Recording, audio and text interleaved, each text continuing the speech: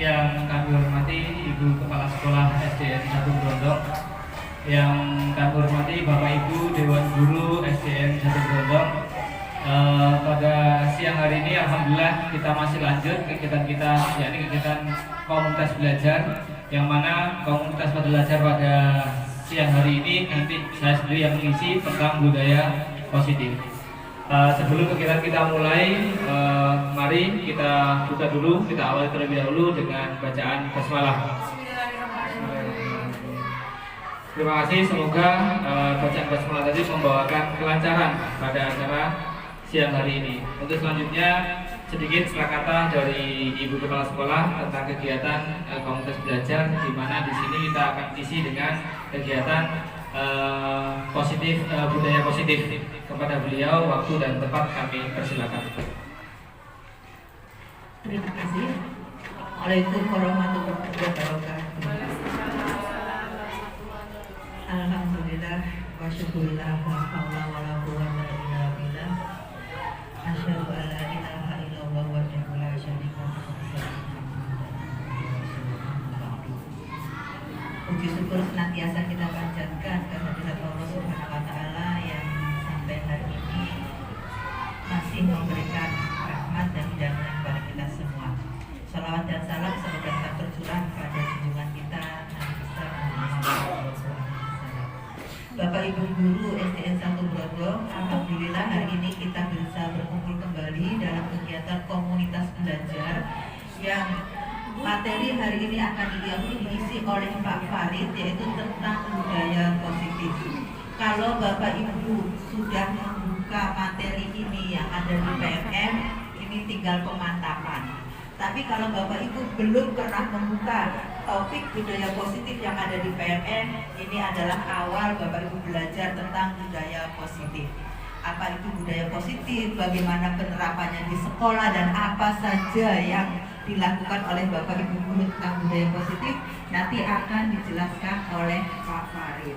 Tapi Bapak Ibu sekedar atau sekilas tentang budaya positif itu meliputi 6 hal, yaitu yang pertama adalah perubahan paradigma tentang stimulus respon, yang kedua adalah tentang konsep disiplin positif, yang ketiga keyakinan kelas, 4 pemenuhan 5 kebutuhan dasar manusia, 5 posisi kontrol, dan 6 segitiga restitusi. Nah, 6 hal ini Bapak Ibu ada di topik PNR. Hari ini akan dibahas oleh Pak Farid bersama-sama kita. Nanti pendalamannya lebih dalam lagi, Bapak Ibu bisa belajar mandiri lewat PNR-nya. Begitu Bapak Ibu ya. Tidak banyak yang akan saya sampaikan. Yang jelas bahwa budaya positif di sekolah itu adalah merupakan pembiasaan hal yang baik yang mencakup sikap atau perilaku maupun tutur kata oleh seluruh warga di sekolah. Jadi kita tidak hanya menuntut anak harus mempunyai budaya positif, perilaku yang positif, tapi juga seluruh warga sekolah termasuk kita selaku Bapak Ibu guru. Ingat Bapak Ibu ya, murid-murid kita itu bukan miniatur orang dewasa, bukan, tapi mereka adalah pribadi yang unik. Apa yang mereka lihat dari Bapak Ibu gurunya ditiru, ATM. Mereka mengamati tingkah laku kita, mereka menirukan tingkah laku kita, dan mereka juga memodifikasi. Artinya mereka setelah meniru nanti jadi mempunyai cara sendiri untuk berperilaku seperti Bapak Ibu gurunya. Jadi saya berpesan, sekecil apapun yang Bapak Ibu guru lakukan di sekolah, lakukan yang baik. Kalau kita menginginkan anak masuk ruangan mengucapkan salam, maka kita sendiri pun kalau masuk ruangan juga harus mengucapkan salam. Kalau kita menginginkan anak-anak bisa membuang sampah di tempatnya, maka kita pun harus memberikan contoh kalau membuang sampah di tempatnya. Kalau kita menginginkan anak-anak menyayangi temannya, tidak mengejek temannya, tidak membuli, atau seperti tadi materi saya pas itu bully ya, ada materi perundungan, maka kita pun harus mengajari mereka, kita sendiri tidak memanggil teman kita dengan nama yang bukan namanya. Kecuali terkecuali, ini nggak tahu ini perkecualian atau apa ya? Kita memanggil Bu Nurul, teman-teman punya panggilan sayang sendiri. Itu termasuk bully atau tidak, Pak? Boten ya, karena itu panggilan sayang, ya, panggilan sayang. Atau itu ini untuk ganti istilah. Panggilan yang selalu mengasih gizi. Iya, benar. Kita memang ya istilah yang atau panggilan teman-teman kepada Bu Nurul itu memang panggilan sayang, tidak ada niatan untuk membuli, tidak ya, tidak. Dan teman-teman yang lain itu memberikan julukan-julukan ke sesama teman, insya Allah tidak ada maksud membuli. Tapi Bapak Ibu, kita jangan lupa kalau di hadapan anak-anak kita tetap memanggil sesuai namanya. Bu Nurul, Pak Farid, Bu Desvia, walaupun kalau di intern ada panggilan sayang tersendiri gitu. Karena memang topik yang kita ambil temanya kan tentang perundungan dan atau bullying itu. Nah ini karena materi hari ini yang akan disampaikan Pak Farid adalah tentang budaya positif, hal-hal kebiasaan positif yang akan diterapkan di sekolah kita, maka kita awali di dalam diri kita sendiri selaku guru yang digugu dan ditiru. Jadi jangan sampai hilang Bu ya keguruan kita. Nanti profesi kita guru tapi tingkah laku kita tidak mencerminkan guru, kan eman. Itu saja Bapak Ibu yang bisa saya sampaikan. Mudah-mudahan materi hari ini tentang budaya positif memberikan manfaat bagi kita semua dan memberikan kebaikan untuk lembaga kita, sehingga kita bisa menerapkan kebiasaan-kebiasaan yang baik di lingkungan sekolah kita. Terima kasih. Wabillahi taufiq wal hidayah. Wassalamualaikum warahmatullahi wabarakatuh. Monggo Pak Farid. Terima kasih yang disampaikan Bu Yati. Itu merupakan salah satu budaya positif yang memang disampaikan oleh Bu Yati sekaligus sebagai program kita bahwa kita menghindari yang namanya bullying atau Bapak Ibu, ini budaya positif ini adalah salah satu tugas aksi nyata saya sebagai fasilitator sekaligus calon guru penggerak rekognisi. Jadi double tugas saya dua ini double. Cuma bedanya saya dengan Bu Rika yang clear guru penggerak itu adalah saya menerapkannya di pucuk-pucuk tiap modulnya saja. Untuk tiap modul yang lainnya sebelumnya itu kita tidak. Jadi kalau saya di modul 1.4 yaitu budaya positif. Kemudian nanti di 2.3 dan 3.3. Kalau Bu Rika semuanya harus ada aksinya saja. Kalau saya cukup di pucuk-pucuknya saja.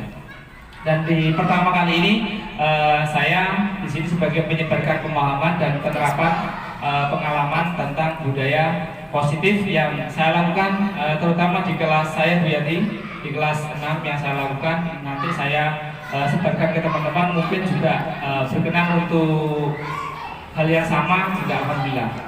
Bapak Ibu, kita mulai untuk budaya positif yang saya buat di sini adalah yang pertama tentang konsep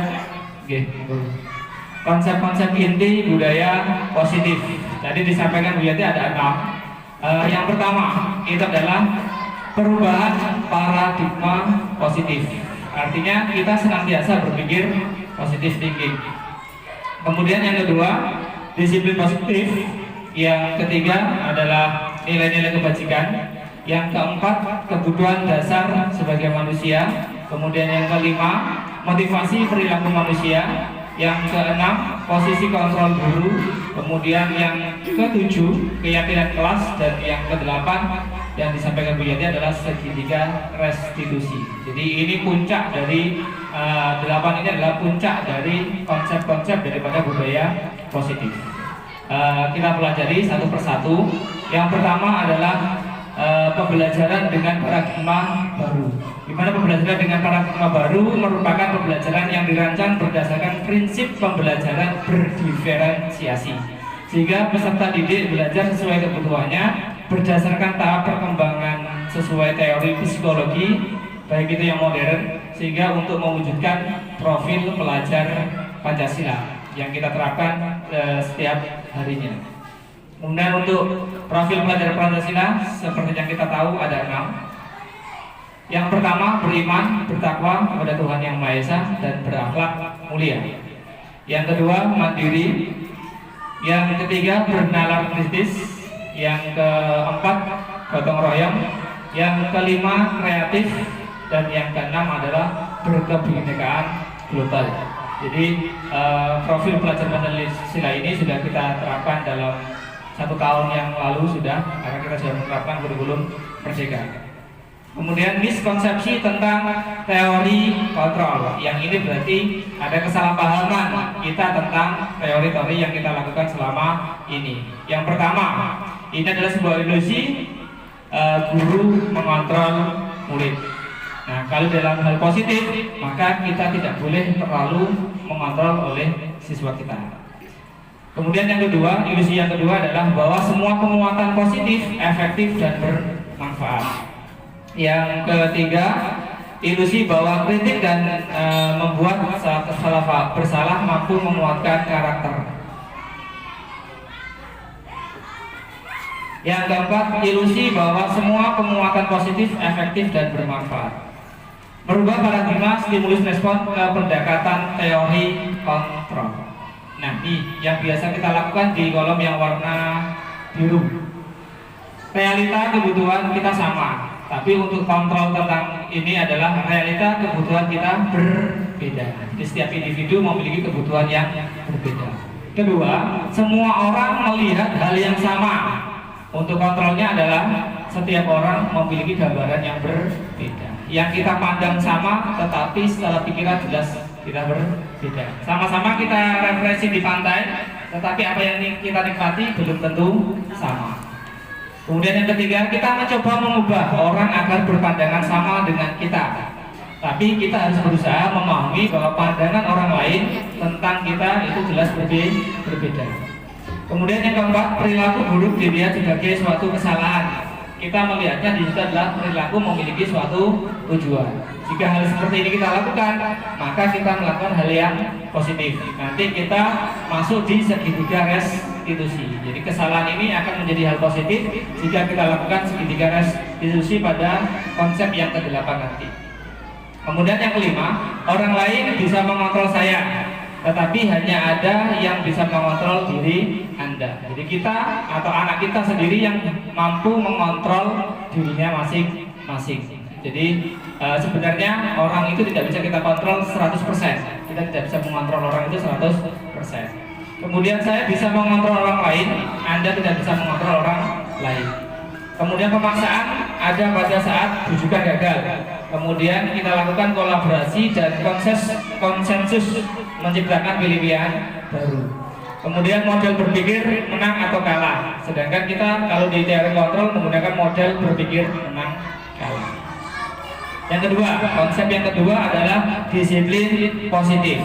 Di mana disiplin berasal dari kata disiplina yang artinya belajar. Disiplin mengacu pada disiplin diri yang memiliki tanggung jawab terhadap apa yang dilakukannya berdasarkan nilai-nilai yang diyakini. Artinya disiplin yang dilakukan ini berasal dari dirinya, bukan karena peraturan ataupun karena orang lain. Kemudian disiplin positif merupakan salah satu cara penerapan disiplin yang bertujuan untuk menumbuhkan kesadaran serta memberdayakan peserta didik tanpa imbalan penghargaan atau reward, apalagi berupa ancaman atau hukuman. Kemudian yang ketiga, sebagai pendidik, tujuan kita adalah menciptakan peserta didik yang memiliki disiplin diri sehingga memiliki berperilaku mengacu kepada nilai-nilai kebajikan universal dan memiliki motivasi intrinsik dalam perubahan perilaku ke arah yang lebih baik. Jadi perubahan pada disiplin positif anak-anak kita itu mengacu pada motivasi intrinsik yang tumbuh dari dalam dirinya. Yang ketiga, konsep yang ketiga adalah nilai-nilai kebajikan. Nilai-nilai yang disepakati bersama lepas dari suku, bangsa, agama, bahasa maupun latar belakang. Di sini ada 3 yang nilai yang kita percaya. Pertama adalah profil pelajar Pancasila yang sudah kita sebutkan: beriman, bertakwa kepada Tuhan Yang Maha Esa dan berakhlak mulia, berkepentingan global, gotong royong, mandiri, bernalar kritis, kreatif. Yang ini kita terapkan insya Allah setiap hari. Kemudian yang kedua yang dipaparkan oleh IBO Premier Years Program atau PYP: toleransi, rasa hormat, integritas, mandiri, menghargai, antusias, empati, keingintahuan, kreativitas, kerjasama, percaya diri, dan komitmen. Itu juga merupakan nilai-nilai kebajikan yang sebenarnya sudah ada dalam diri seseorang. Dan yang ketiga, 9 pilar karakter yang dikemukakan Indonesia Heritage Foundation atau IHF, yakni cinta Tuhan dan segenap ciptaannya, kemandirian dan tanggung jawab, kejujuran, amanah, diplomatis, hormat dan santun, serta dermawan, suka menolong dan gotong royong, percaya diri, kreatif dan pekerja keras, kepemimpinan dan keadilan, baik dan rendah hati, toleransi, kedamaian dan kesatuan. Di sini 9 pilar ini juga masuk ke dalam profil pelajar Pancasila yang disederhanakan. Kemudian yang keempat, konsep yang keempat yakni kebutuhan dasar manusia.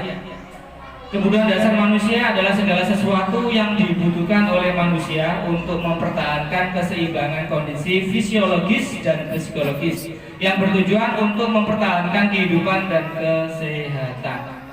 Ada 5 dasar kebutuhan manusia. Yang pertama, kebutuhan tentang penguasaan yang meliputi harga diri, ingin diakui, ingin didengar, dan ingin memimpin. Kemudian kebutuhan dasar yang kedua adalah bertahan hidup, meliputi mencari makan, kemudian pakaian, tempat tinggal, keamanan, dan kesehatan. Kemudian yang ketiga, kasih sayang dan rasa diterima, meliputi rasa diterima tadi adalah tentang dipedulikan, berbagi, dan kerja sama. Yang keempat, tentang kesenangan, yakni ingin bermain, ingin juga bercanda atau humor, kemudian ingin juga antusiasme, kemudian ingin juga tertawa. Dan yang kelima, kebutuhan dasar manusia adalah kebebasan, di mana setiap manusia ingin mandiri, memiliki pilihan sendiri, kemudian juga mencoba hal-hal yang baru. Jadi ini adalah kebutuhan dasar daripada manusia. Kemudian yang kelima, konsep yang kelima adalah motivasi perilaku manusia. Ada 2, yakni ekstrinsik dan intrinsik. Untuk yang pertama, untuk menghindari ketidaknyamanan atau hukuman, dan yang untuk mendapatkan imbalan atau penghargaan dari orang lain, ini masuk ke dalam motivasi ekstrinsik. Jadi masih tergantung dengan apa yang dikatakan orang lain. Nah, yang diharapkan adalah yang ketiga ini. Yang diharapkan dalam budaya positif adalah yang ketiga ini, untuk menjadi orang yang mereka inginkan dan menghargai diri sendiri dengan nilai-nilai yang mereka percaya sendiri. Nah, inilah yang diinginkan di dalam budaya positif tentang motivasi intrinsik. Tentunya kalau ingin membangkitkan suatu motivasi intrinsik, perlu adanya budaya-budaya positif yang kita lakukan di lembaga kita. Kemudian konsep disiplin dengan identitas gagal. Contohnya, hukuman itu jelas menyakitkan, tidak nyaman juga. Kemudian murid takut, kemudian juga merasa terpaksa. Kemudian murid menyembunyikan kesalahan sehingga tidak bisa jujur. Kemudian murid menjadi rendah diri. Kemudian penghargaan ini juga sebenarnya tidak baik. Yang pertama, tidak efektif, merusak hubungan atau sifat iri. Kemudian mematikan kreativitas, kemudian menghukum dengan sistem ranking, merampas hak menghargai dirinya. Jadi ini adalah konsep disiplin yang gagal, sehingga kalau bisa sangat kita hindari. Nah, yang kita lakukan adalah konsep disiplin dengan identitas sukses. Dengan cara apa itu? Yakni dengan konsekuensi. Penguatan jangka pendek, perlu monitoring berkelanjutan, kemudian kita berikan stimulus atau respon, kemudian murid menghormati peraturan, kemudian kehilangan waktu untuk merenungi suatu kesalahan. Jadi murid tidak terjebak pada kesalahan sama tersebut. Kemudian yang paling bagus adalah restitusi yang bisa kita terapkan. Tidak hanya di sekolah, bisa kita terapkan di rumah juga bisa. Jadi murid bertanggung jawab untuk perilakunya.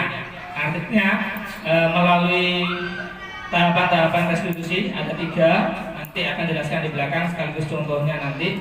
Ada fokus pemecahan masalah jangka panjang. Jadi pada restitusi ini tidak jangka pendek, tetapi inginnya adalah jangka panjang. Yang diminta adalah jangka panjangnya. Kemudian murid menghormati dirinya dan orang lain. Teori kontrol tentang dirinya memegang kontrol. Artinya tadi semuanya berasal dari dirinya. Kemudian murid bersemangat memperbaiki suatu kesalahan. Kemarin ada pertanyaan dari teman-teman kita, Pak, nek bocah itu bapak menunggu Pak betul mesti suara. Ya, itu yang namanya tadi pemecahan dalam jangka panjang. Kemudian yang berikutnya tentang konsep disiplin pendekatan restitusi. Sekilas, jadi sebuah cara menanamkan disiplin positif pada murid. Jadi restitusi ini atau pendekatan restitusi ini adalah suatu cara kita menanamkan disiplin positif pada murid. Pengertian daripada restitusi, proses menciptakan kondisi bagi murid untuk memperbaiki kesalahan mereka sehingga mereka bisa kembali pada kelompok mereka dengan karakter yang lebih kuat. Di sini lebih kuat adalah lebih positif, lebih ke arah positifnya. Kemudian ciri-ciri restitusi yang baik. Yang pertama, bukan untuk menebus kesalahan, namun untuk belajar dari kesalahan. Kemudian memperbaiki hubungan. Kemudian yang ketiga, menawarkan atau bukan paksaan. Di sini kita menawarkan pemecahan-pemecahan untuk peserta didik. Kemudian menuntun untuk melihat ke dalam diri peserta didik. Mencari kebutuhan dasar yang benar-benar yang dibutuhkan atau yang mendasari daripada peserta didik itu melakukan tindakan tersebut. Kemudian diri adalah cara yang paling baik. Fokus pada karakter bukan pada tindakan. Fokus pada solusi bukan kesalahan. Kemudian mengembalikan murid yang berbuat salah pada kelompoknya dengan sudah menanamkan hal-hal yang positif. Jadi kalau kita lakukan secara berkepanjangan, insya Allah tidak dilakukan oleh siswa tersebut lagi. Perbedaan, contoh di sini perbedaan antara hukuman, kemudian restitusi dan konsekuensi, yang mana kasusnya sama, yakni siswa sering tidak mengerjakan PR. Baik guru mapel atau guru kelas ini pasti mengalami. Kalau dalam segi hukuman, guru menghukum siswa tersebut hormat bendera selama 10 menit. Guru marah dan murid takut. Kira-kira ini menjamin atau tidak untuk tidak mengulangi kembali? Tidak menjamin. Yang kedua tentang konsekuensi, di mana kita mengajarkan guru memberikan konsekuensi untuk mengerjakan PR-nya saat istirahat atau dikerjakan sebanyak 3 kali lipat. Kemudian guru tegas dan siswa menghormati peraturan. Ini pun sama. Belum tentu 100% akan tidak mengulangi kesalahan yang sama. Nah, kita diminta yang ketiga ini melakukan tindakan restitusi. yakni guru menayangkan keyakinan kelas atau keyakinan dirinya dan membantu siswa menyelesaikan masalahnya. Artinya benar-benar sampai tahu tentang kebutuhan dasar siswa tersebut, kenapa melakukan hal tersebut. Kemudian guru terbuka dan siswa menghormati dirinya dan orang lain. 5. Posisi kontrol dalam restitusi. Kalau bisa nomor 1 sampai 3 jangan kita lakukan. Yang pertama menghukum. Kemudian patuhi. Contohnya di sini kalau menghukum adalah patuhi aturan sekolah lalu berdiri di depan barisan. Ini jangan sampai kita lakukan. Kemudian pembuatan rasa bersalah. Berapa kali bu guru harus memberitahu kamu, bu guru kecewa sama kamu. Ini biasanya saking mengetek. Guru ini saking mengetek nggak diulang-ulang balik. Jadi nomor 1, nomor 2 jangan kita lakukan. Untuk sebagai temannya kita lihat situasi dan kondisinya. Memang kadang-kadang anak itu peka perasaannya, kadang-kadang juga tidak peka perasaannya. Ayolah yang tertib, buat bu guru bangga. Kali ini tidak apa-apa kamu salah. Insya Allah yang kedepannya akan menjadi lebih baik. Kemudian posisi kontrol yang keempat adalah kita sebagai pemantau. Kamu sudah melanggar apa peraturan dan konsekuensinya. Jadi kalau pemantau tadi berkaitan dengan konsekuensi. Nah, yang diminta kita guru itu sebagai manajernya, dengan penerapan tadi restitusi. Apakah kamu tahu kesalahan kamu ini adalah mengkonfirmasi atau menstabilkan suatu kondisi? Kemudian kira-kira bagaimana kamu akan memperbaiki kesalahan. Jadi kita tidak menawarkan jawaban, tetapi kita menggali jawaban itu dari siswa. Nah, inilah yang diharapkan di dalam budaya positif pendidikan kita. Yang ketujuh, konsep yang ketujuh adalah tentang keyakinan kelas. Mengapa harus keyakinan kelas? Mengapa tidak peraturan kelas saja? Ada pertanyaan seperti ini, mengapa kita memiliki peraturan tentang penggunaan helm pada saat mengendarai kendaraan roda 2 atau motor? Biasanya kebanyakan orang helman itu karena kalau masuk pada apa nih? Kota, iya, betul ya. Masuk ke kota-kota yang benar-benar memang, apalagi yang di Surabaya di Pak Muklis ya, pakai CCTV langsung, berat karena nomornya langsung itu. Biasa berarti kan bukan dari dirinya, masih karena peraturan. Yang diharapkan bukan seperti itu sebenarnya. Kemudian ada pertanyaan kedua juga seperti ini, mengapa kita memiliki peraturan tentang penggunaan masker dan mencuci tangan setiap saat, kan gitu.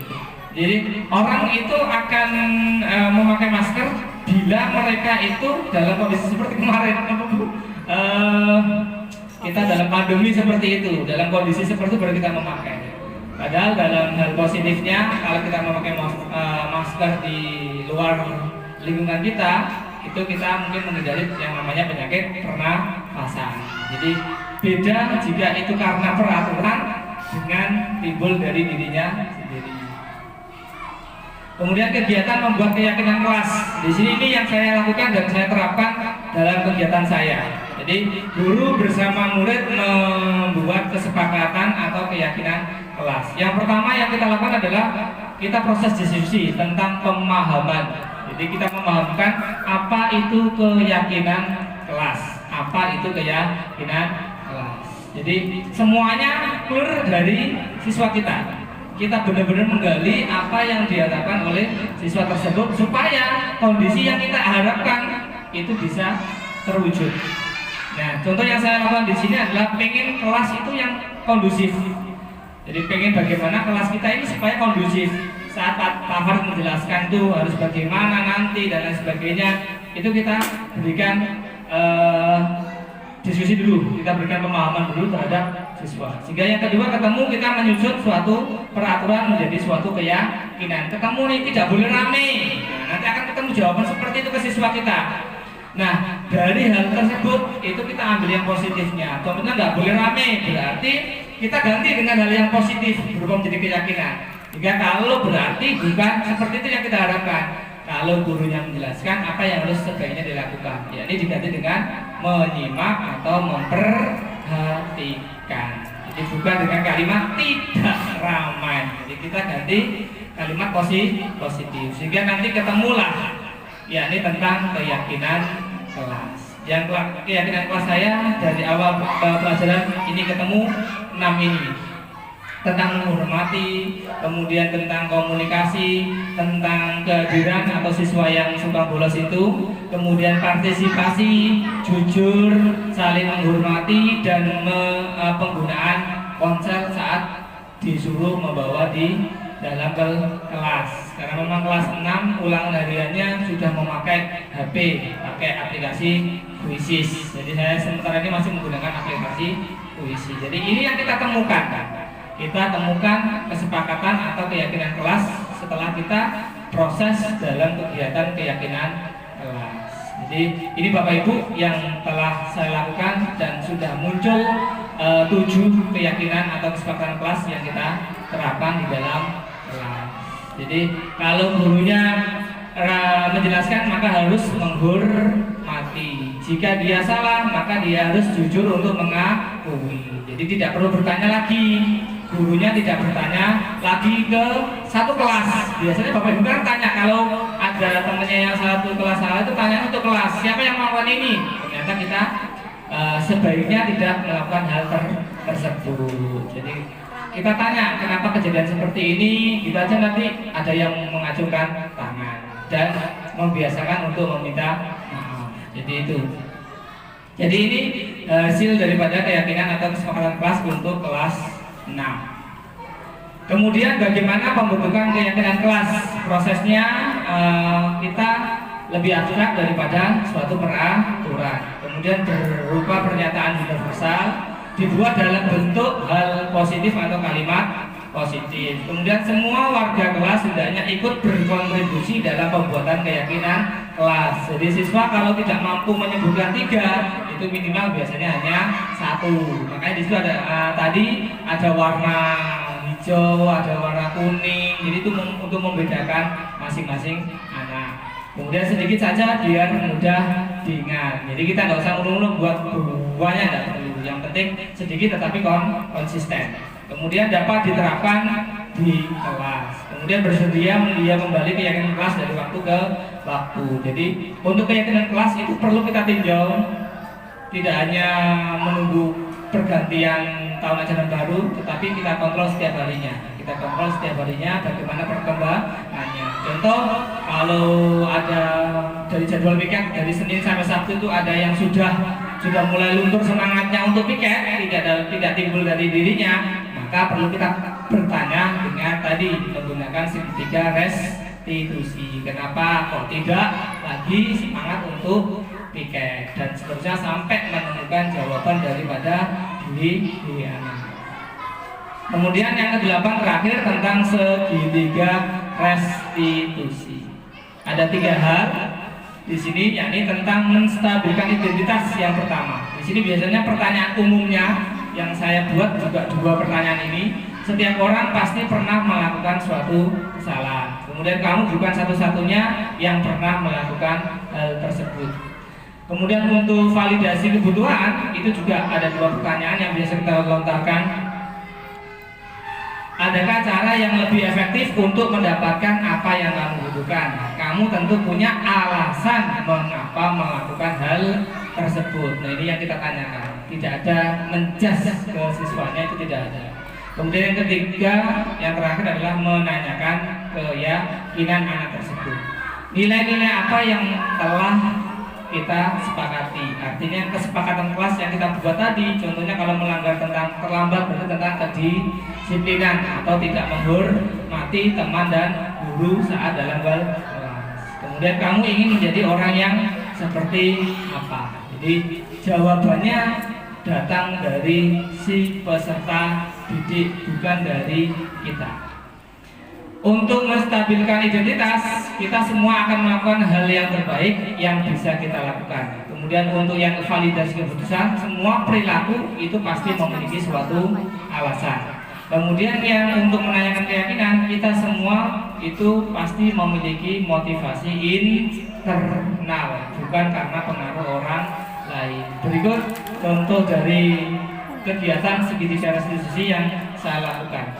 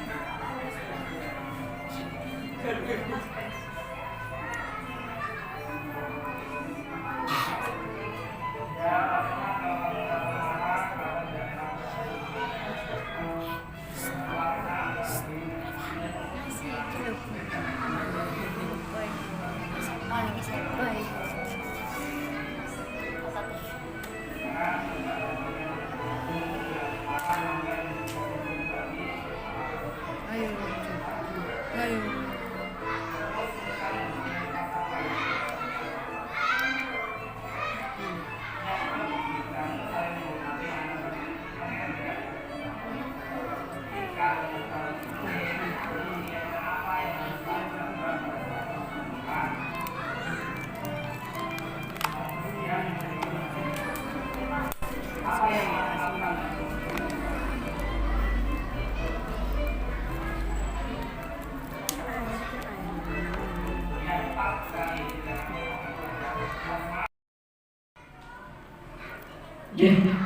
demikian kegiatan budaya positif yang saya lakukan di kelas 6. Monggo Bapak Ibu bisa sharing di kelas kita bersama ini. Monggo kalau ada yang ditanyakan silakan. Kalau ada yang kurang paham silakan ditanyakan.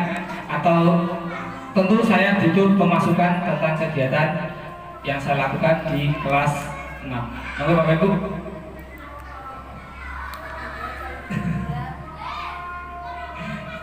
Ya, sudah pengalaman nih Pak ya.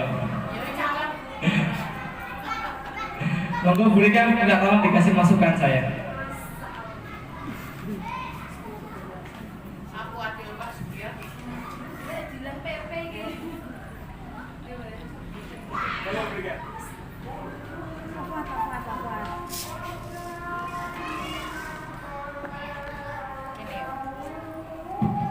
Terima kasih. Bismillahirrahmanirrahim. Assalamualaikum warahmatullahi wabarakatuh.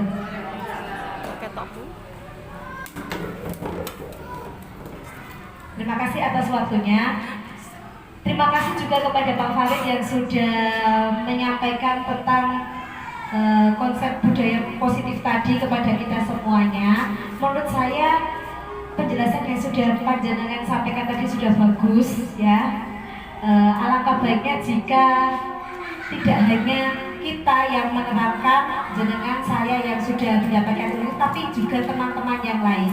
Jadi dari kegiatan yang jenengan laksanakan ini sangat sangat membuka hati kita untuk bahwa tadi yang jenengan sampaikan tidak ada lagi rankingan, kemudian tidak ada lagi aturan. Karena aturan itu yang saya tahu dan yang sudah jenengan sampaikan tadi itu seperti mengekang anak. Bahwa kita nggak boleh seperti ini, kita harus pakai helm dan lain sebagainya itu karena aturan. Tapi untuk menumbuhkan kesadaran kepada anak itu yang penting ya. Jadi tadi juga sudah disampaikan kepada Bu dari Bu Yati, alangkah baiknya jika itu kita dulu yang memulai, kita dulu yang memberikan contoh supaya anak terbiasa. Oh ya guruku saja seperti ini, jadi saya harus menjadi seperti ini. Jadi monggo bersama-sama kita mulai dari Pak Farid, saya, panjenengan semua teman-teman, kita mulai untuk melakukan budaya positif ini terhadap diri kita sendiri supaya bisa dicontoh oleh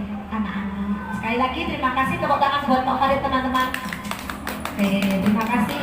Itu dari saya. Monggo teman-teman, Bu Nurul yang sudah senyum-senyum barangkali mau memberikan masukan, dipersilakan.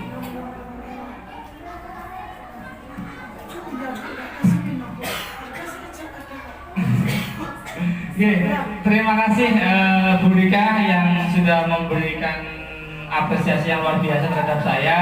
Kemudian Bapak Ibu, apa yang sudah disampaikan sama Bu Rika tadi, memang budaya-budaya yang sudah kita lakukan ini sebaiknya ya tidak saling mengingatkan atau Bu Rika. Jadi kalau kita yang mengingatkan sendiri itu kita nggak ada yang mengingatkan, Kalau kita saling melakukan hal tersebut itu pasti ada yang dapat mengingatkan. Kita harus seperti ini, harusnya nggak boleh seperti ini. Kan kita sudah melakukan hal seperti ini, jadi diharapkan seperti itu. Jadi di sini tidak ibaratnya tidak dipasrahkan 100% kepada guru kelas, tidak. Kalau memang itu kejadiannya pada guru mapel dan guru mapel meminta waktu untuk memberikan kegiatan tadi, ya monggo silakan, tidak masalah. Jadi itu akan kita beri kesempatan seperti itu. Jadi komunikasi juga penting untuk kita supaya kita antara guru kelas sama guru mapel itu selalu bisa kompak selalu. Jadi untuk terutama yang bentuk keyakinan kelas. Jadi kita tidak lagi memiliki rasa seperti ini. Kelas 6 gue milikku, nggak pilih sampean. Jadi tidak seperti itu. Yang ingin itu keterikatan antara kelas 1 dengan sampai kelas 6, kemudian lingkup sekolah itu saling berkesinambungan, saling menyambung sehingga bisa menciptakan yang namanya budaya positif. Jadi itu terima kasih Bu Rika yang sudah punya pengalaman yang luar biasa terbang duluan. Oke, monggo Bapak Ibu yang lainnya bisa menyampaikan apa yang ingin disampaikan. Mungkin ada pertanyaan, monggo. Berupa pertanyaan itu tidak masalah. berupa pertanyaan pun tidak masalah. Monggo Bapak Ibu. Pak Mungkes sama Pak Mungkes.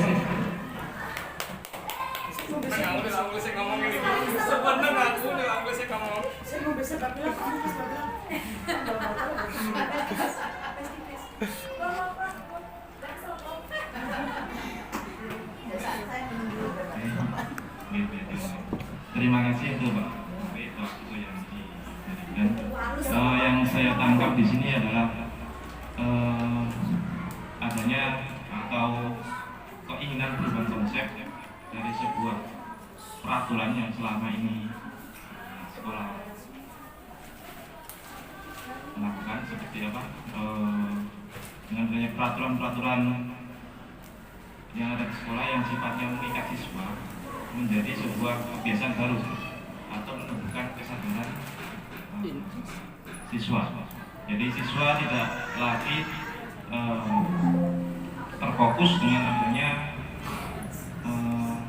penghargaan award seperti saya harus belajar keras agar mendapat rank 1 dan sebagainya, atau siswa tidak mau melanggar karena takut adanya punishment atau hukuman.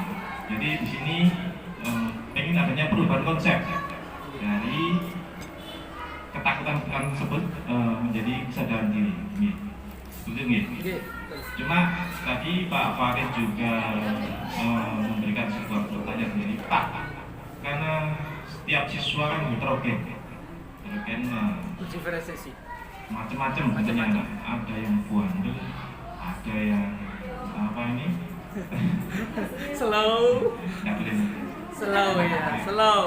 kayak ada yang bandel, ada yang apa ini nurut, cerdas dan sebagainya, Pak ya, intelijen. Lalu bagaimana kalau kita ketemu dengan anak yang sifatnya bandel? Dalam aturan ketika kita sudah membuat keyakinan kelas kita bagaimana, tidak boleh terlambat dan sebagainya. Terus dia melakukan serah perlu seperti itu. Nah, yang jenengan belum jelaskan di situ adalah penanganan atau dalam jangka panjang. Nah, itu yang saya harapkan, yang jangan jelaskan penanganan jangka panjangnya itu seperti apa, bagaimana, atau bisa jenengan contohkan. Kita aja, terima kasih.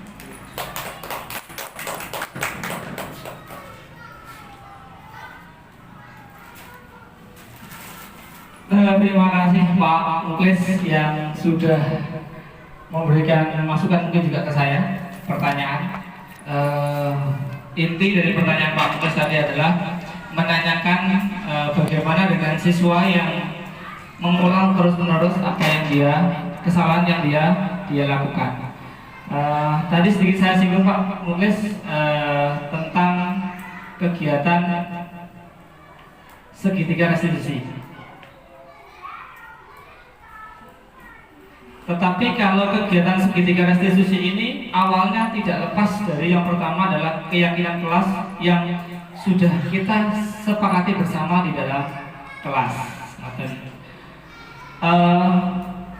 Kemarin baru kejadian Pak Muklis yang saya sedih sama Pak Bu Nurul, saya sedih sama Bu Nurul, yang sebenarnya Bu Nurul Aulil itu awal tahun pelajaran baru Pak Muklis itu tidak pernah masuk sama sekali, tidak pernah masuk sama sekali. Begitu juga dengan siapa nih? Nadia kelas 6. Nadia kelas 6 itu juga sama, tidak pernah masuk. Nah, setelah saya konfirmasi ke orang tuanya untuk yang Aulil sama Nadia, untuk yang Nadia itu ternyata dia tidak masuk itu karena takut Pak Muklis. Takut sama bukan saya, tapi anehnya Pak Muklis sama Ustadz Hilma. Pertanyaan saya kan kenapa ini? Iya, ini kalau sama saya kayaknya teman-teman bisa percaya aja. Tapi ini yang disebut adalah namanya Pak Hilma kalau Nadia. Nah, akhirnya saya konfirmasi ini sama ke orang tuanya. Cerita, ketemu satu titik. Ternyata anak ini itu kemampuan menghafalnya tidak bisa dipaksa. Nah, saat disuruh maju ke depan sampai katanya dia nangis, itu benar-benar tidak mau, katanya seperti itu. Akhirnya besoknya tidak sekolah kalau akunya Jenia. Hari Rabu sama Kamisnya tidak masuk. Makanya orang tuanya salah sama mungkin. Itu Pak Muklis. Nah, saya ketemu sama anaknya, tidak sama orang tuanya. Saya juga bertemu anaknya. Kenapa alasannya? Apakah sinkron dengan yang dijelaskan ayahnya? Jadi yang pertama tadi menstabilkan identitas. Kita tanyakan betul si anaknya bagaimana. Jadi itu. Setelah kamu titik terangnya Pak Muklis, sempat nggak masuk lagi. Mengulang lagi kenapa dia nggak masuk juga cukup lama. Kenapa? Masih sama alasannya karena masih dihafalkan. Akhirnya kita kasih solusi, bukan kita yang kasih solusi, kita tanyakan terus mintamu seperti apa. Akhirnya keyakinan yang kita buat di kelas itu kayak apa sih? Bentuknya salah satunya apa sih? Coba di situ ada, di keyakinan saya itu ada partisipasi Pak. Ada keyakinan tentang partisipasi. Nah, kalau memang kamu tidak ingin berpartisipasi, coba kasih solusi dong untuk kamu yang memang di sini sudah punya programnya seperti ini.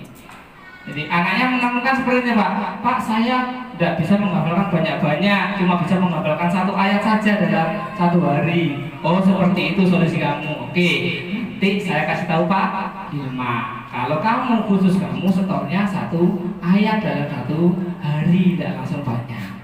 Nah itu akhirnya alhamdulillah si Nadia sekarang sudah sering masuk dunia ya Pak, bahkan rajin ikut dunia awal itu. Nah kalau si Aulinya ini takutnya memang karena saya katanya. Saya juga sudah mengkonfirmasi 2 kali ke rumah orang tuanya 2 kali Pak. Sama konfirmasi sama Bu Nurul masih diulangi lagi nggak masuk sampai 3 mingguan tidak masuk lagi.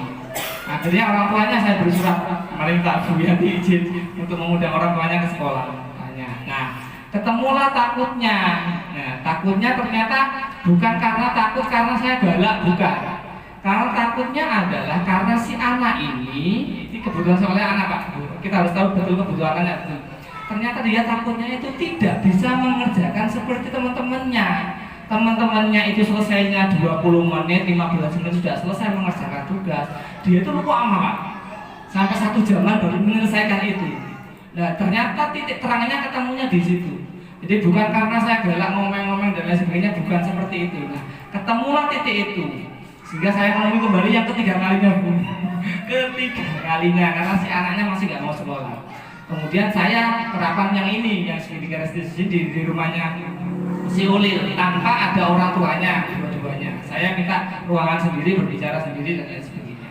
Akhirnya ketemu, oke, kamu butuhnya waktu berapa lama? Nanti kalau dalam ada tugas, tolong sampaikan. Kamu butuhnya berapa menit dan sebagainya.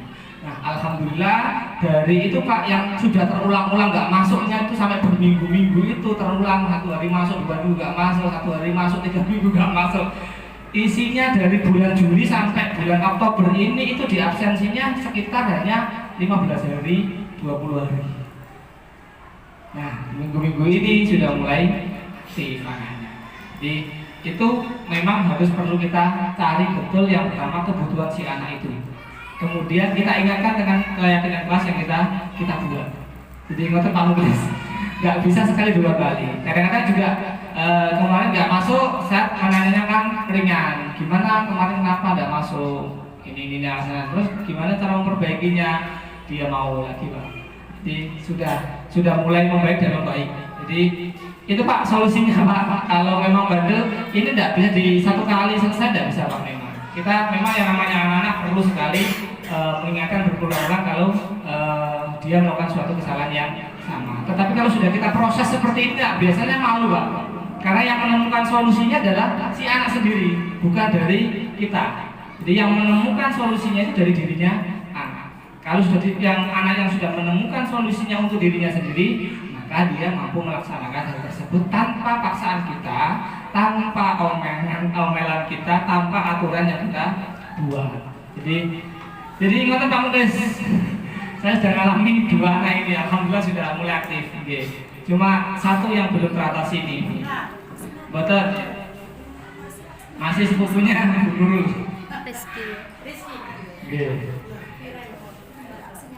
Terima kasih Pak Muklis. Gimana? Gimana?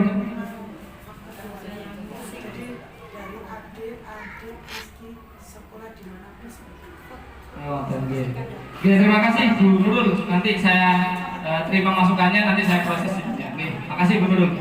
Monggo lanjut Bapak Ibu yang lainnya. Jika ada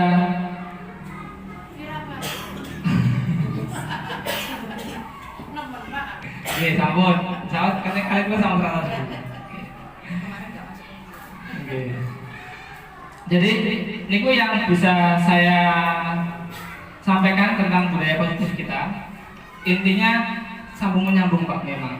Kalau kita hanya contoh di awalnya Bu Rika nih yang menerapkan yang segitiga restitusi, kemudian terputus di kelas 2, kelas 3, 4, 5-nya terputus, kelas 6 dilakukan kembali, itu juga tidak bisa efektif, tidak bisa aktif. Makanya perlu berjenjang. Contohnya Bu Rika punya laporan nih, anak-anak yang mungkin kemarin yang sudah diatasi seperti ini, tolong dilanjutkan nanti kalau dalam mengalami suatu kesalahan yang sama ke anak ini, maka yang dilakukan seperti ini. Jadi kita tidak menunjukkan aturan lagi, kita tidak menunjukkan hukuman lagi Pak, kita tidak menunjukkan hukuman lagi. Sama kemarin Bapak Ibu, baru yang saya lakukan 3 minggu yang lalu sampai sekarang yang ingin saya lakukan adalah tentang tanggung jawab anak sampah Pak Muklis. Tanggung jawab anak terhadap sampah. Okay.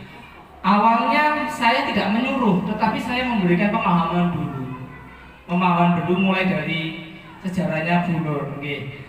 Yang membersihkan sekolah kita ini siapa? Katanya. Ini jawabannya ketemu ini. Tak gali terus, akhirnya ketemu.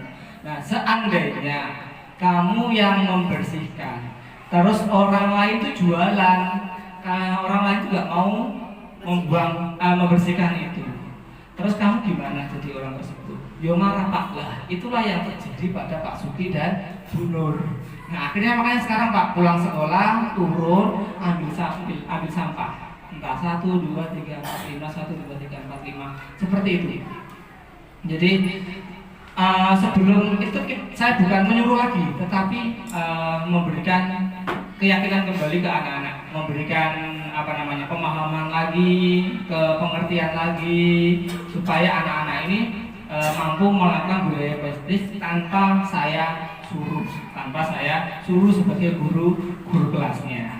Jadi seperti itu Bapak Ibu, yang saya lakukan yang terbaru, yang saya lakukan 3 minggu ini, alhamdulillah. Oke, monggo Bapak Ibu mungkin bisa sharing tentang budaya positif yang jenengan lakukan di kelas, nanti juga bisa kita adopsi. Tadi Bu Yati di awal mengatakan kita ATM-kan, Bu Yati kita mengamati, kemudian kita tiru, kemudian kita modifikasi setiap kelasnya masing-masing. Jadi monggo Bapak Ibu, ada yang bisa menyampaikan kembali, sangat dibutuhkan. Monggo, Bu Lia. Kayak Bu Lia pengen ngomong tapi mau angkat tangan.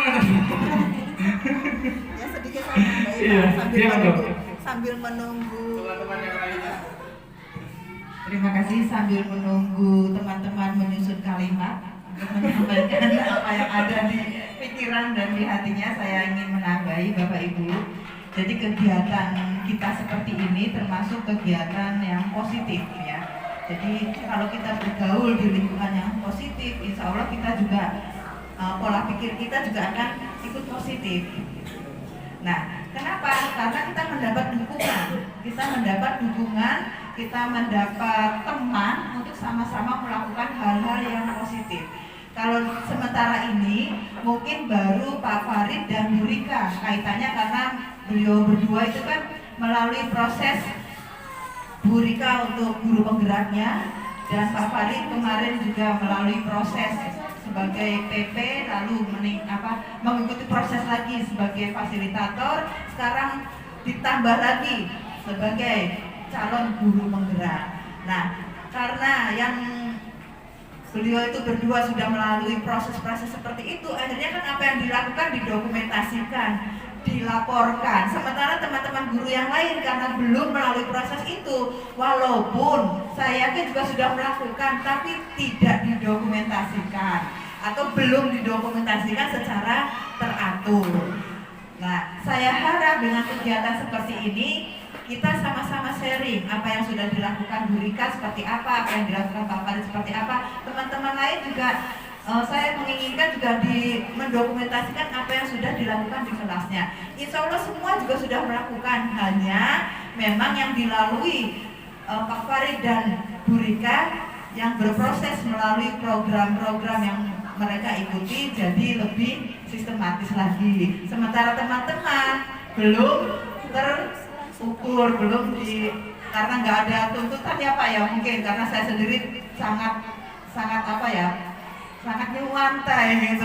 Karena ya tadi seperti yang permasalahan disampaikan Pak Farid, kebutuhan anak, kemampuan anak berbeda-beda. Maka saya pun begitu melihat kebutuhan guru, kemampuan guru juga berbeda-beda. Saya tidak bisa memaksa. Hanya satu hal yang perlu Bapak Ibu ingat, dalam tim butuh saling mengisi.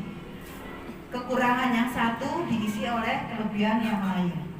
Tidak ada kekurangan orang lain jadi lebih dalam, itu tidak. Artinya begini, yang satu punya kelebihan, ya.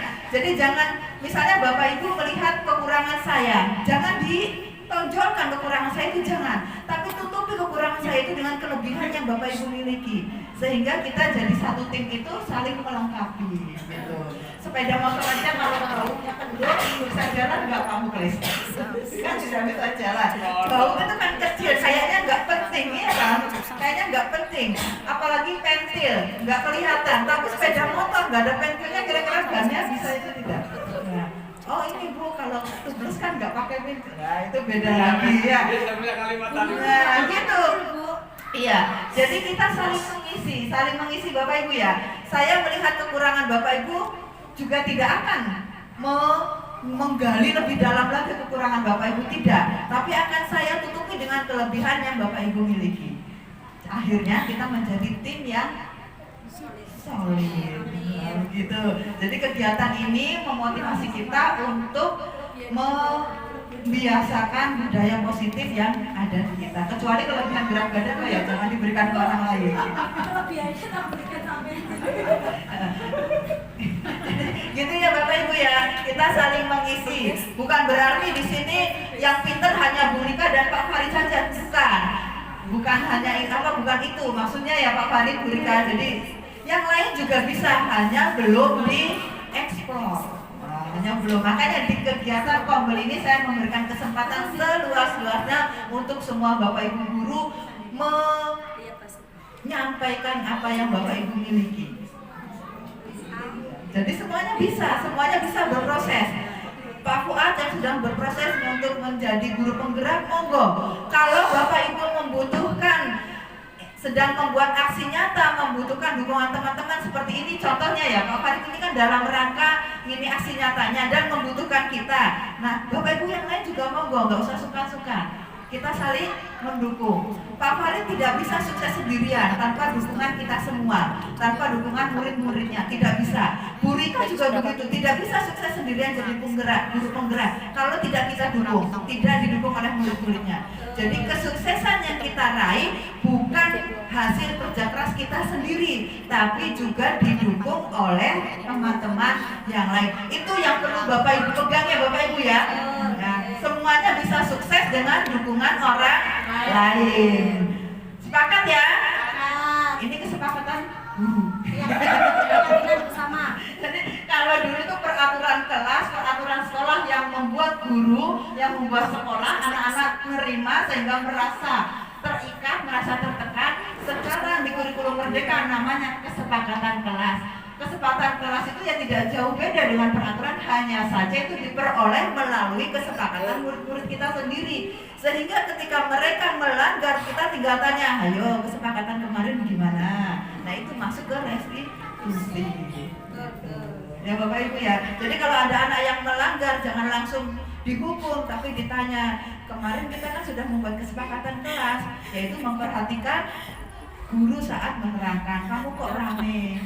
Nah itu kan tidak menghukum anak, tapi menanyakan konsekuensinya apa. Begitu Bapak Ibu ya, kuncinya kita tidak bisa pinter sendirian tanpa dukungan orang lain. Pak Fuad bisa berhasil kalau kita dukung Pak Fuad. Ya, yang lain juga bisa kalau didukung ya teman-teman yang lain, begitu ya. urusan konsumsi. Monggo, masih banyak peluang untuk menunjukkan bahwa Bapak Ibu guru semuanya mampu dan mempunyai potensi dengan dukungan teman-teman yang lain tentunya.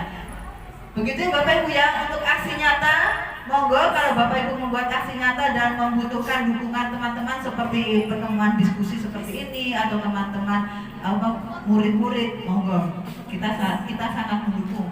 Karena saya berpikir kalau Bapak Ibu guru mempunyai potensi seperti ini, mempunyai kemampuan ini, dampaknya juga ke sekolah. Nanti sekolah juga akan meningkat kualitasnya. Terima kasih, itu mungkin yang bisa saya sampaikan lebih dari 10 menit. Monggo yang sudah menyusun kalimat, Bu Lia, Bu Dian, Pak Fuad, Pak Fuad sudah diketik di laptop ya, tinggal di-share screen. Pak Pokris sudah, Bu Nurul, Pak Bagus. Monggo di-share hasil pemikirannya. Oh gitu. Nyontoh. Oke. Terima kasih, monggo yang lain dilanjutkan. Assalamualaikum warahmatullahi wabarakatuh.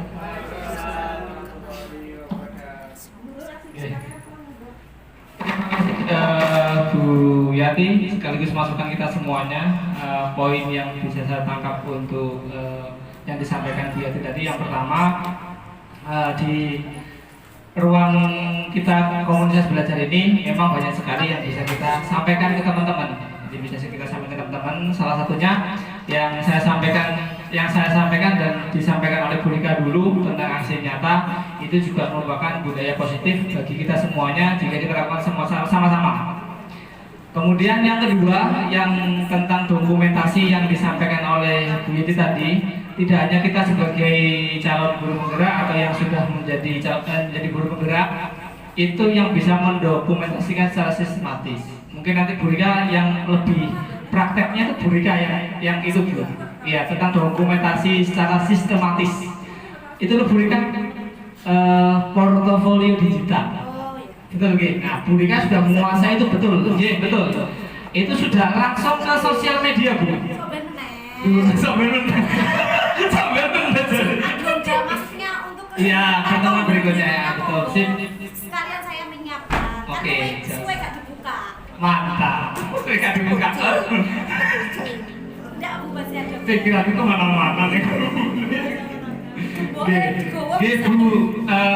Bu Yati itu memang Bu Rika dulu itu punya, bahkan sekarang masih aktif ya yang itu sudah masuk ke jaringan sosial media, sudah masuk di sosial media sehingga betul-betul terdokumentasi. Tidak hanya dibuat untuk untuk kegiatan guru penggerak saja, tapi juga bisa kita terapkan dalam diri kita masing-masing per kelas, dan guru mapel juga bisa memberikan seperti itu sehingga nanti diisi di situ. Artinya terdokumentasi sekali.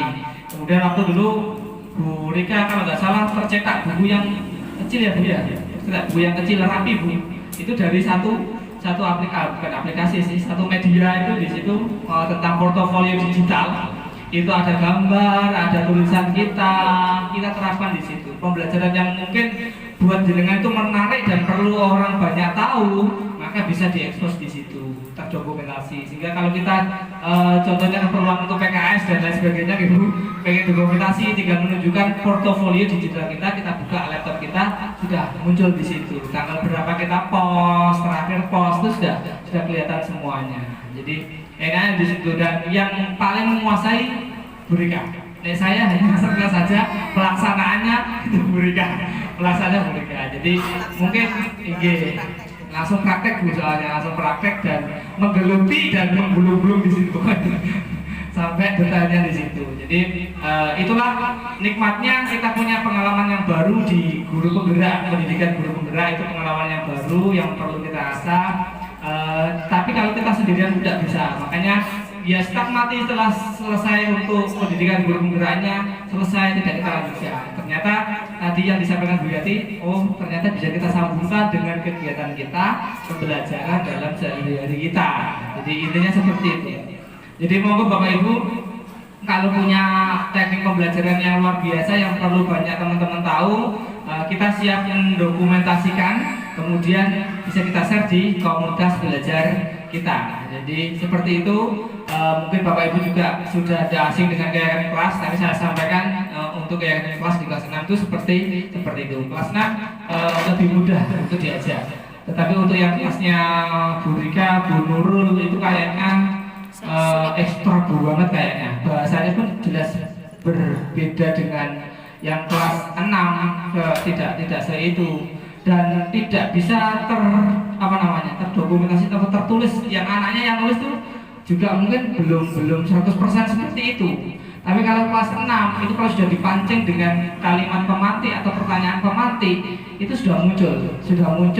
Cuma kadang-kadang memang belum terbiasa menuliskan apa yang dipikirkan, agak lama untuk menuliskan itu. Padahal sudah ada di benaknya, tinggal celak menuliskan, itu susahnya luar biasa. Tetapi alhamdulillah proses keyakinan kelas itu berjalan dengan baik. Dan monggo Bapak Ibu bisa memberikan masukan kepada saya atau bertanya kepada saya monggo tentang kegiatan budaya positif yang saya paparkan pada siang hari ini. Monggo Bapak Ibu ada pertanyaan kembali atau memberikan masukan kepada saya lebih senang diberikan masukan supaya yang saya lakukan ini bisa diperbaiki. Monggo beliau. Sudah bagus. Iya. Sudah bagus. Saya kira nggak fokus beliau. Sudah bagus miliknya. Masa kawannya kau dah? Menurut Iya, di sini Nurul. Iya. dulu sama dia dulu. Betul kan yang praktek baik kan hari ini Bu Nurul. Iya. Sama Pak Pak Fuad. Joguya Bayu. Assalamualaikum warahmatullahi wabarakatuh. Waalaikumsalam warahmatullahi wabarakatuh. Ya, sebelumnya mohon maaf ada kekeliruan. Ya, menarik. Untuk mengenai segitiga restitusi, sebelum kita mengenal segitiga itu memang kita sudah sering sekali untuk menangani anak yang bermasalah, tapi untuk prosesnya tidak sedetail seperti segitiga restitusi. Kan ada tahap-tahapannya, seperti yang pertama tadi memvalidasi kebutuhan, terus nomor 1 itu ya, menstabilkan identitas. Kemudian memvalidasi kebutuhan dan terakhir menanyakan keyakinan. Kemarin saya sempat pas ada kejadian di kelas 4 itu kebetulan pas saya gabung kelas 4A dan 4B. Nah itu pas istirahat hari Sabtu saya di kantor dipanggil siapa gitu, ada ambil buku atau gimana nih. Terus itu ada setelah pulang itu ada wali murid yang WA saya, katanya anaknya itu nangis karena diajak temannya. Nah, yang diajak itu bapaknya. Kebetulan bapaknya itu memang sakit Pak, sakit mental. Nah setelah itu besoknya langsung saya ya sudah. Terus saya tanya, kan ngomongnya beberapa satu kelompok gitu loh Pak yang ngomong itu. Yang pertama kali yang memancing siapa itu disebutkan nama anaknya ini. Jadi saya panggil ke perpustakaan. Kemudian ya karena sebelumnya juga sudah alhamdulillah sudah punya sedikit ilmunya ketika pengembasan di SMP Boho. Jadi pertama biar anak ini tidak terkesan langsung, malah takutnya nanti kan gara-gara sampai dipanggil bulian gitu. Jadi pertama yang saya tanyakan ya seperti itu, menstabilkan identitas dulu, kemudian saya tanyakan keyakinan kelas. Ya mirip sama Pak Farid tadi, seumpama sekarang kali sampean yang dikadirkan oleh Allah jadi anak tersebut punya bapak seperti itu, kamu sedih pasti sedih, apalagi ada teman yang mengejek di depan teman-teman kalian, pasti ya apa ini malah sakit. Sama itu harusnya bersyukur diberi orang tua yang sehat, yang diberi lebih kemampuan oleh itu apa ini, seharusnya sama itu malah jadi motivasi. Kira saja yang orang tuanya begini bisa prestasi, tapi saya yang orang tuanya lebih dari dia kok kalah gitu. Jangan malah dijadikan kekurangan kamu itu untuk membuli teman kamu gitu. Ya alhamdulillah selama ini tidak ada laporan lagi ya. Semoga kedepannya sudah, apalagi di kelima kita kan temanya bangunlah jiwa dan raganya. Semoga di SDN 1 Brondong malah kedepannya lebih baik lagi. Nah mungkin itu saja yang bisa saya sampaikan. Wassalamualaikum warahmatullahi wabarakatuh. Waalaikumsalam. Monggo Pak Bagus kalian. Langsung. Sambung menyambung. Jadi satu ngacung. Jadi ngacung Pak. Kemudian Pak dulu. Nanti ke utara kuis, masalah ya. Yuk. Udah langsung nyetak. Assalamualaikum warahmatullahi wabarakatuh. Waalaikumsalam. Gini Bapak, untuk beberapa tahun terakhir itu memang untuk prakteknya saya ketika ada anak yang misalnya ada anak yang tidak mendengarkan keyakinan kelasnya pada di PJOK itu push up misalnya 5 kali misalnya, itu yang saya lakukan. Nah, apakah itu boleh?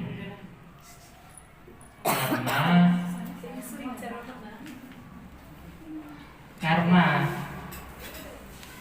itu juga kan untuk membangun fisik anak tersebut. Itu di PJOK. Itu yang pertama. Ketika itu tidak boleh, nah saya akan merubah keyakinan kelas tersebut di kelas masing-masing. Yang kedua, apakah keyakinan kelas itu kita samakan dari kelas 1 sampai kelas 6? Karena saya kan guru mapel, otomatis keyakinan kelas itu misalnya saya membuat keyakinan kelas di kelas 6, kan kelas 6 kan sudah bisa berpikir lah, oh keyakinan kelas ini kita tulis masing-masing. Tetapi di kelas 1, 2 seperti yang dikatakan Pak Farid tadi kan ada kesulitan. Apakah itu disamakan atau keyakinan kelas itu diturunkan? Apakah kita mengikuti wali kelas masing-masing? Seperti itu. Karena di kelas pun ada keyakinan kan yang sudah disusun sama wali kelas masing-masing kan. Apa kita juga mengikuti tersebut, kemudian kita membuat tambahan keyakinan lagi untuk guru mapel, atau kita samakan? Seperti itu. Mungkin bisa dijelaskan.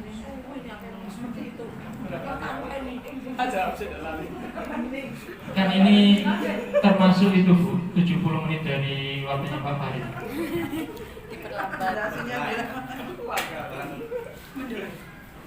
Oke, terima kasih Bu Lia, Pak Bagus. Alhamdulillah untuk Bu Lia sebagai guru mata pelajaran pendidikan agama Islam, alhamdulillah sudah menerapkan segitiga restitusi Bu yang dengan sampaikan tadi. Cuma memang kita belum memahami ini masuk ke mana, masuk menstabilkankah, atau masuk divalidasikan, atau masuk di keyakinan. Itu mungkin agak racunnya di situ. Karena memang hal tersebut itu perlu kita lakukan secara rutin jika mengalami masalah. Nah, nyambung ke Pak Bagus, dari segitiga restitusi tadi, nyambung ke pertanyaan yang pertama Pak Bagus, untuk memberikan keyakinan bahwa anak ini kalau melakukan kesalahan harus push up, betul nggih? Nah, di Pak Bagus itu bukan masuk ke restitusinya, tetapi masuk ke yang pertama Pak, hukuman Pak. Nah ini tidak, kalau bisa kita hindari dan tidak kita tidak lakukan. Artinya di situ walaupun itu materinya PJOK, tetapi kan kalimatnya di situ nanti menjadi negatif karena anak kalau punya salah harus dihukum. Sedangkan restitusi, untuk kegiatan restitusi ini itu adalah tanpa menekan anak, apalagi memberikan hukuman terhadap anak. Jadi perlu sekali kita lakukan yang namanya kegiatan atau tahapan segitiga segitiga restitusi itu tanpa menyakiti hati anak, kemudian juga tanpa menyakiti fisik anak. Jadi secara fisiologi dan psikologinya tidak kena. Sehingga di situ di kegiatan segitiga restitusi Pak tidak ada yang namanya hukuman, karena anak itu mencetuskan jawaban itu supaya tidak melakukan hal tersebut, maka dia harus melakukan hal ini. Melakukan hal ini itu bukan melakukan hukuman, tetapi melakukan hal ini supaya tidak mengulangi kembali apa yang dia lakukan. Jadi seperti itu Pak Bagus untuk pertanyaan jenengan. Jadi tak sambungkan sama punyanya Buli. Untuk yang kedua Pak Bagus tadi tentang keyakinan kelas ini. Untuk kegiatan untuk mata pelajaran, guru mata pelajaran ini bagaimana? Apakah digabung dengan guru kelas?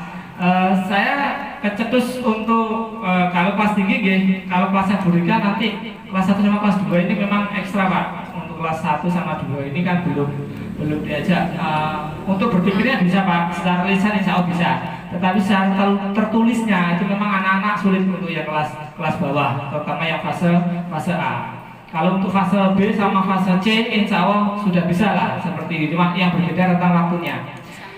Kalau memang Bapak Ibu guru mata pelajaran itu memiliki tentang keyakinan kelas gitu Bapak Ibu, tentang keyakinan kelas, maka bisa disampaikan oleh Bapak Ibu guru kelas. Kemudian apakah sudah masuk ke dalam komponen keyakinan kelas yang dibuat oleh Bapak Ibu guru kelas?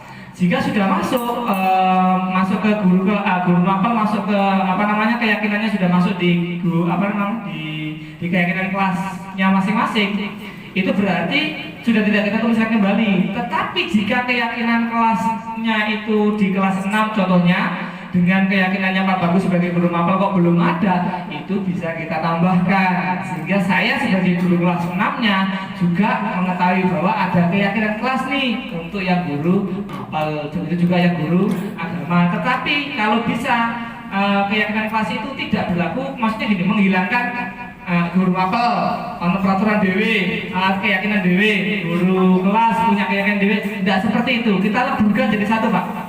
Kita leburkan jadi satu sehingga guru kelas dan guru mata pelajaran itu saling kolaborasi, saling berkolaborasi. Jadi seperti itu Pak Bagus.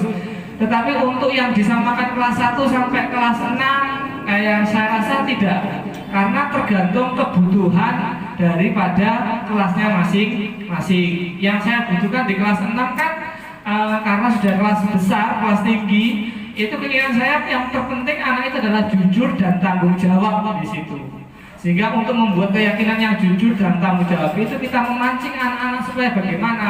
Contohnya kita aplikasikan dalam hal saat guru menjelaskan. Makanya di foto yang saya sampaikan di keyakinan kelas tadi ini, di sini pertanyaan utama saya adalah bagaimana supaya kelas kita itu menjadi kondusif atau bisa diterima oleh kita semuanya. Jadi seperti itu, karena itu merupakan kebutuhan daripada guru kelas sendiri atau saya sebagai guru kelas 6. Lain halnya dengan guru kelas 4, 3, 2, 1 sesuai dengan kebutuhan. Kalau anak kecil biasanya apa Bu Rika? Untuk yang kelas 1 biasanya untuk keyakinan kelas itu fokusnya ke apa? Kebiasaan anak di dalam kelas. Kebiasaan begini. Nah, kebiasaan itu supaya kita sudah benar-benar menghilangkan yang namanya hukuman tadi, walaupun itu ranahnya di PJOK, tetapi kalimat yang sudah disampaikan itu karena kesalahan itu dia harus melakukan musab itu, bukan karena dia sedang berolahraga, tetapi karena dia dihukum. Jadi bahasanya sudah berbeda. Jadi bahasa itu juga mempengaruhi. Jadi untuk keyakinan kelas dan restitusi itu sudah menghilangkan hukuman. Jadi sudah menghilangkan hukuman. Jadi itu yang saya terapkan untuk saat ini, ngoten. Jadi ngoten nggih Bapak Ibu, untuk Pak Bagus, Bu Lia, terutama Pak Bagus ini tentang keyakinan kelas sama tadi bagaimana untuk kegiatan masuk hukuman tadi. Terima kasih Bu Lia, Pak Bagus. Monggo kita kasih aplaus dulu. Aplaus dulu Bu Is, monggo Bu Is.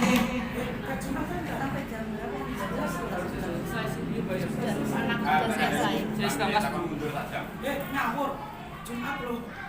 Jadi jam 1:30 Assalamualaikum warahmatullahi wabarakatuh. Waalaikumsalam warahmatullahi wabarakatuh. Terima kasih Pak Farid atas kesempatan waktu saya. Ini Pak Farid. Memang untuk menyelami sifat anak itu beda dari kelas rendah dan kelas tinggi. Artinya gini, kelas 6 misalkan satu contoh. Dulu sering kan Ulil kan nggak masuk ya, sering gitu. Kemudian tak tanya kenapa Ulil nggak masuk? Karena gini alasannya, takut pelajarannya bagus. Oke. Kemudian iya, matematika.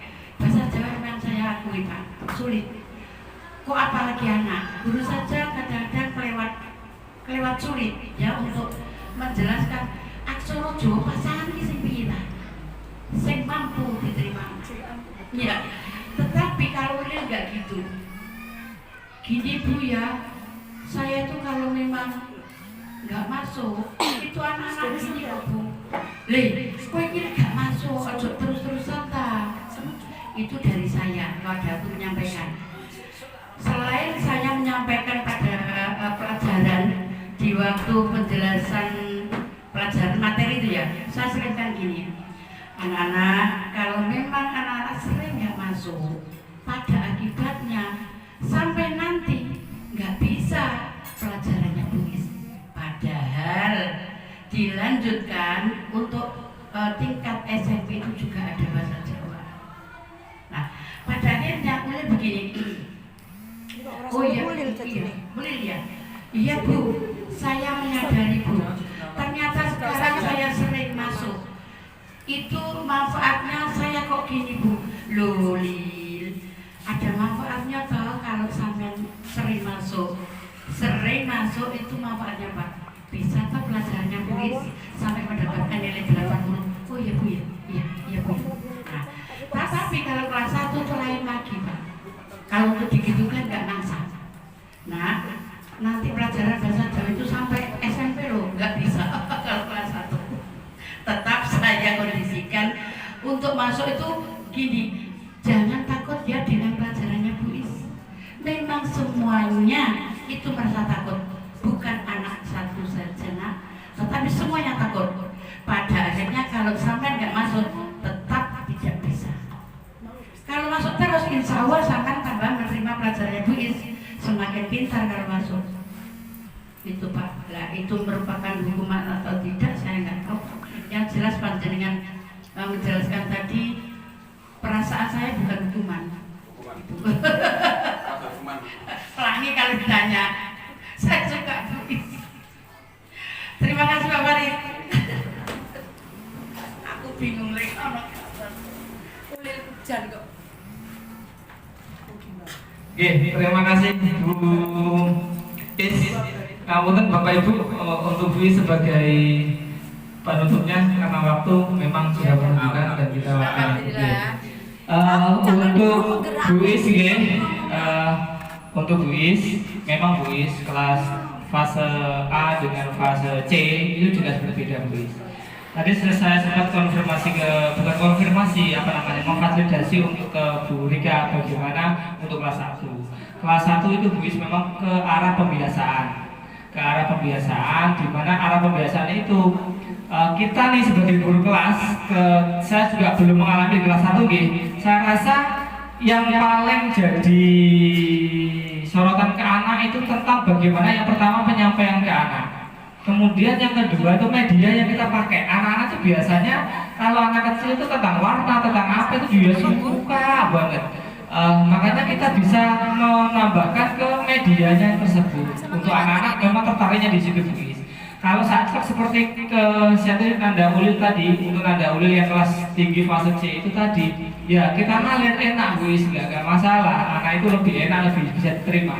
Tetapi kalau anak kecil yang usianya kelas 1 dan kelas 2 atau fase A itu memang susah itu pembiasaan. Jadi perlu pembiasaan, kemudian model pembelajarannya jenengan, cara menyampaikan jenengan juga tidak bisa sama dengan anak-anak kelas fase C. Jadi pengennya main terus pengennya main terus. Jadi untuk mengetahui hal tersebut, walaupun mata pelajaran dengan bahasa Jawa, insya Allah kalau dengan berkolaborasi dengan Bu Rika, bagaimana cara anak kelas 1 bermain tetapi sambil belajar itu kayak apa, nanti insya Allah itu akan mudah diterjemahkan dan menyenangkan bagi anak. Walaupun tuh bahasa Jawa katanya sulit, tapi kalau bahasa itu kalau dibiasakan insya Allah bisa, insya Allah akan biasa dari pembiasaan itu. Intinya tidak, umpamanya Pak Bagus kan nyuruh push up nih, walaupun PJOK, mungkin jenengan sebagai guru bahasa Jawa ini nggak ngerjakan PR atau nggak bisa disuruh nulis sampai 1 lembar 2 lembar bahasa Jawa Latin, kan itu enggak. Nah, berarti kan jenengan nggak masuk di situ, tapi jenengan masuk ke restitusi sebenarnya, cuma untuk pembelajarannya. Untuk pembelajarannya jenengan itu memang perlu memberikan cara yang bermain bahasa Jawa, tapi masih kayak bermain gitu, entah permainan Jawa, entah permainan tradisional. Nanti kondisi yang sudah mengakar itu Bu Rika kelas 1, cara menangani kelas itu Bu Rika yang bagaimana cara belajar tapi sambil bermain sambil belajar. Jadi kita bolak-balik seperti itu. Terima kasih Bapak Ibu, mari kita kasih aplaus untuk kita semuanya. Alhamdulillah. Ternyata untuk kegiatan budaya positif sudah banyak sekali kita terapkan, terutama untuk keyakinan kelas dan juga segitiga restitusi. Selanjutnya saya ucapkan banyak terima kasih kepada Ibu Kepala Sekolah, teman-teman sekalian yang sudah memberikan kesempatan yang luar biasa bagi saya untuk kegiatan aksi nyata saya ini. Kemudian yang kedua, mohon maaf apabila saya sudah mengganggu waktu panjenengan, mengganggu waktu luang panjenengan. Saya mohon dimaafkan. Kemudian terima kasih atas masukan, kemudian atas pertanyaan yang begitu luar biasa yang disampaikan oleh Bapak Ibu beserta Ibu Kepala Sekolah yang sudah luar biasa pada siang hari ini. Sekian dari saya, mohon dimaafkan apabila banyak sekali kekurangan dan kesalahan. Saya akhiri, assalamualaikum warahmatullahi wabarakatuh.